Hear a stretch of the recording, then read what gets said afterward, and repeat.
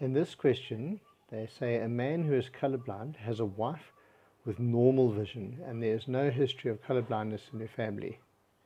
They were planning on starting a family. What are the chances of a son of theirs being colorblind? So I started it for you and I created a space where you have to write down what you know. So in this space, it's quite important to consider that normal vision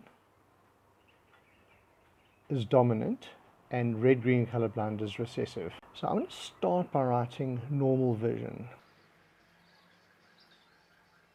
Now I see that it's the other way around on your worksheet, but let's just start like this.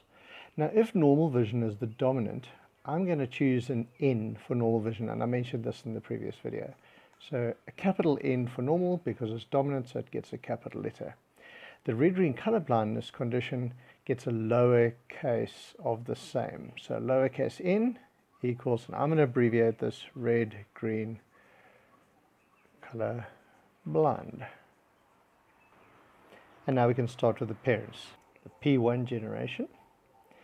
And now it's quite important that we understand what to put in this block. I'm going to now go up to write down what you know, and I did mention that this gets you some points. So if we say XX equals female and XY equals male. So I'm going to cross a female with a male, and it's quite important. That might actually get you some marks in an exam, identifying that XX is female and XY is male. That is normally a few marks for sex determination, but here it is important, so watch carefully. So when it comes to a sex-linked condition, we have to, in this block, write the gonosomes. And I think that's where some of you have gone wrong. Again here, we have to write the gonosomes. That is important because it's sex-linked, we've got to write the gonosomes. This is like sex determination. So the story says that the male was red-green colorblind, so he has a baby in there and nothing over there. She has normal vision and no history of colorblindness in her family, so the chances of her being homozygous are high. So we put a capital N over there and a capital N over there. I'm just going to change color and show you where some of you have gone wrong here. Now some of you have done this. You correctly get the N, big N for normal vision and the small n for color blindness, and then you do this, P1, and in the P1 generation you do this. She's got normal vision and he has colorblind like that. Now that doesn't tell you about the sex. It doesn't tell you about female and male. So this is technically incorrect. So back to our problem. Let's write it out properly. Meiosis, gametes, and I'm going to write them, draw them nice and big. There's lots to put in them. And that would be X and X with a capital N over there and a capital N over there.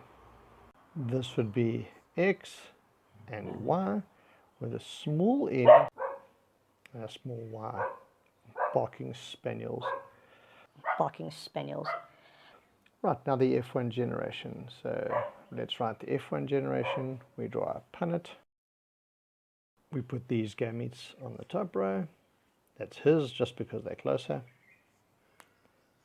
And we put hers over here.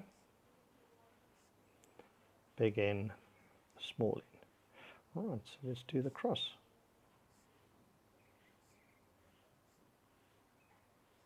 Big N, small n, big N, nothing.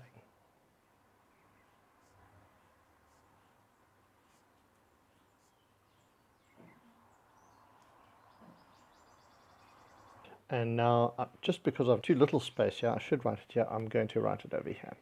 So genotype.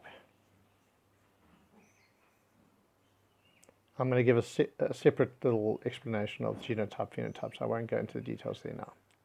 But the genotype would be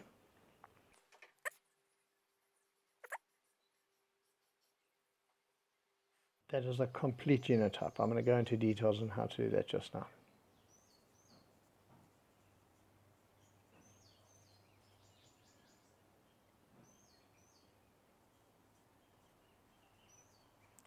The phenotype